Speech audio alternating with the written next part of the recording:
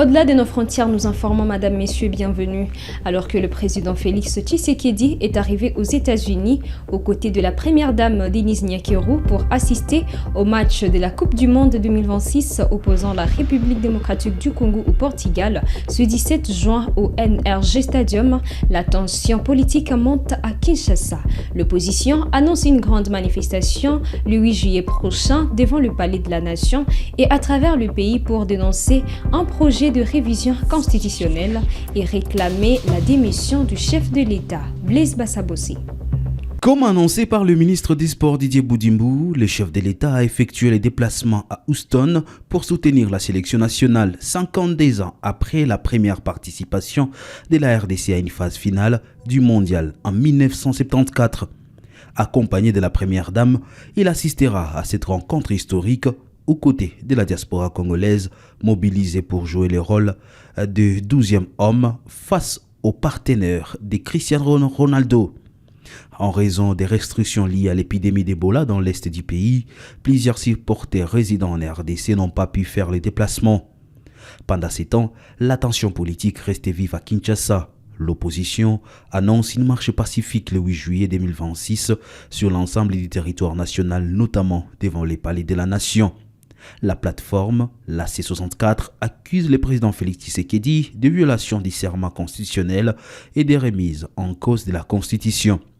L'opposant Martin Fayoulou appelle de son côté les Congolais à se mobiliser massivement pour défendre la Constitution et réclame la démission du chef de l'État. 2 personnes ont été retrouvées mortes dans des conditions non élucidées à Mongali, dans l'arrondissement 4 de Brazzaville, capitale du pays. Le procureur de la République, André Okongakala, s'est rendu sur les lieux le 16 juin 2026. Il a constaté le fait et ouvert des démarches pour faire la lumière sur ces drames. Dans cette parcelle à Mongali, 4e arrondissement de Brazzaville, s'est produite une tragédie dans la nuit du 13 au 14 juin. 2 personnes ont été retrouvées mortes et 4 autres conduites au CHU pendant que la famille se préparait pour un retrait de deuil. Tout se passe de façon mystérieuse. L'une des rescapées tente de donner sa version des faits. Vendredi à 18h, nous sommes ici depuis vendredi à 18h pour assister à un retrait de deuil.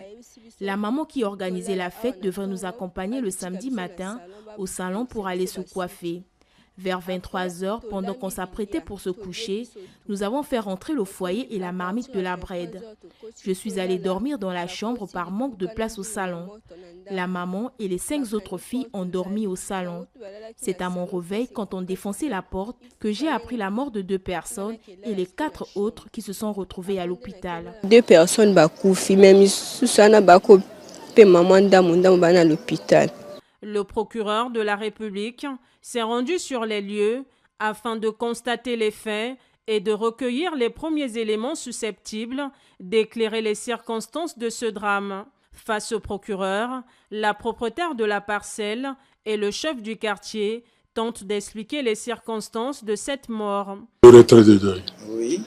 Donc cette fille a invité ses amis de venir l'assister. Non, nous allons donc être les filles d'honneur. Donc toutes ces filles-là sont venues ici, ils ont donc passé la nuit ici. Ils ont fini de manger parce que ça préparait le saka. Et tard la nuit, elles ont pensé amener le foyer dans la maison. Et la marmite au feu. La marmite de saka dedans, donc les faits. Donc tout était fermé. 2e personne, tangoye, aye ko toke. Biso lobi faut bazala bazate. Après, comme on l'a dit, depuis 6 heures, nous avons benga y parti d'abord, nous avons joué poil, bakani ngambisi téléphone et ils ont sonné kaka plus de 22 appels. Na bengi ya mwana ils ont sonné kaka na bengi ya mon pe ils ont sonné kaka. Ya mwana ngana ye y a quel problème ngale bi comme na moni bangote. Donc peut-être ote azap ngale bi peut-être à na salon, ote ko ke na salon euro ote par rapport fait ya na 15 heures maquillage ko couler. Ngaka tanga zo loba bongo na lebi ndingi noko loba bongo après na zui kichi ezalaki tango ba buki fenêtre boy to moni bana kati fale na bimali bana na beleli au secours bato baye ba buki porte ba banji ko bimisa bango awa. Après le lieu du drame, Le procureur s'est rendu au CHU de Brazzaville pour s'imprégner de l'état de santé des 4 autres victimes admises aux urgences. Une enquête judiciaire sera ouverte pour déterminer les causes du décès des 2 victimes ainsi que l'origine de l'état préoccupant des 4 autres personnes. Au sommet du G7 à Évian-les-Bains, Donald Trump demande aux alliés européens des États-Unis de soutenir son projet d'accord avec l'Iran. Il s'appuie sur l'Égypte, les Émirats arabes unis et les Qatar présents au sommet pour convaincre les dirigeants européens. Déjeuner de travail à Évian-les-Bains. Français, Allemands, Britanniques, Italiens veulent arracher à Donald Trump un appui au président ukrainien pour entrevoir une issue au conflit initié par l'invasion à grande échelle de la Russie il y a maintenant plus de 4 ans. Le président américain, lui, veut que les alliés européens des États-Unis soutiennent son projet d'accord avec l'Iran et il compte sur ses amis dans la région pour l'aider à les convaincre. L'émir est un homme fantastique, respecté partout dans le monde. Son Premier ministre aussi d'ailleurs, mais il faut commencer par l'émir. Vous êtes d'accord, monsieur le Premier ministre? Nous travaillons très bien ensemble, nous avons un accord qui est fait avec l'Iran et il devrait fonctionner. Il reste encore beaucoup à faire, mais je pense que si nous poursuivons sur cette lancée, monsieur le Président, nous pouvons accomplir de grandes choses dans la région. Ce sera donc très important pour la région et également pour l'Iran. Nous sommes là pour aider chaque fois que nos amis nous le demandent. Nous sommes toujours prêts à aider. Outre l'émir du Qatar, le président des Émirats arabes unis et le président égyptien sont bien présents lors de ce G7, preuve que le dossier iranien reste une priorité. Les dirigeants arabes convaincront-ils les Européens de soutenir l'accord cadre conclu avec Téhéran? Comme nous l'avons vu, Trump pourrait être davantage enclin à conclure un accord, quel qu'il soit, plutôt que d'obtenir le meilleur accord possible. C'est ce qui inquiète les Européens. À Téhéran, le chef de la diplomatie iranienne a annoncé une probable première séance de pourparlers vendredi, jour où le protocole doit être signé et le détroit d'Ormuz rouvert. La présidente du groupe LFI à l'Assemblée nationale, Mathilde Panot, a critiqué vivement la relation entre Emmanuel Macron et Donald Trump.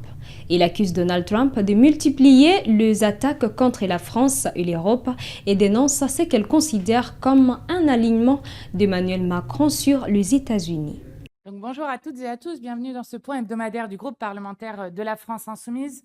Je veux commencer par dire au nom de notre groupe tout notre soutien aux manifestants contre le G7 qui dénonçaient notamment la complicité du G7 avec le génocide toujours en cours à Gaza et qui défendent comme nous le multilatéralisme autour de l'ONU contre la diplomatie de club et l'alignement et la servitude volontaire sur les États-Unis de Trump. Il n'y aura pas à l'issue de ce G7 de déclaration commune en clôture, mais donc un dîner d'anniversaire fastueux à Versailles. Et Macron aurait pu définitivement trouver mieux pour finir son mandat qu'inviter en grande pompe un président suprémaciste qui, je le rappelle, ne cesse d'insulter la France et l'Europe, nous fait une guerre commerciale et a entraîné le monde dans une guerre illégale avec les conséquences qu'on connaît à la fois sur les prix de l'énergie et sur la vie chère. Avec Jean-Luc Mélenchon, la France retrouvera son indépendance.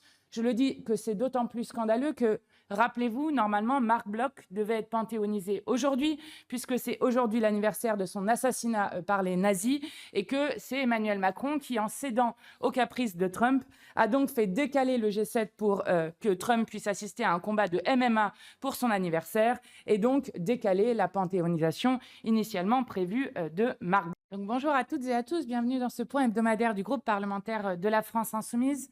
Je veux commencer par dire au nom de notre groupe tout notre soutien aux manifestants contre le G7 qui dénonçaient notamment la complicité du G7 avec le génocide toujours en cours à Gaza et qui défendent comme nous le multilatéralisme autour de l'ONU contre la diplomatie de club et l'alignement et la servitude volontaire sur les États-Unis de Trump. Il n'y aura pas à l'issue de ce G7 de déclaration commune en clôture, mais donc un dîner d'anniversaire fastueux à Versailles. Et Macron aurait pu définitivement trouver mieux pour finir son mandat qu'inviter en grande pompe un président suprémaciste qui, je le rappelle, ne cesse d'insulter la France et l'Europe, nous fait une guerre commerciale et a entraîné le monde dans une guerre illégale avec les conséquences qu'on connaît à la fois sur les prix de l'énergie et sur la vie chère. Avec Jean-Luc Mélenchon, la France retrouvera son indépendance. Je le dis que c'est d'autant plus scandaleux que, Rappelez-vous, normalement, Marc Bloch devait être panthéonisé aujourd'hui, puisque c'est aujourd'hui l'anniversaire de son assassinat par les nazis, et que c'est Emmanuel Macron qui, en cédant aux caprices de Trump, a donc fait décaler le G7 pour que Trump puisse assister à un combat de MMA pour son anniversaire, et donc décaler la panthéonisation initialement prévue de Marc Bloch à la semaine prochaine. C'est tout pour cette actualité internationale, mesdames, messieurs, de ce 17 juin 2026 sur Kivu Morning Post. Merci à vous de nous avoir suivis du début à la fin. On se retrouve dans des prochaines actualités.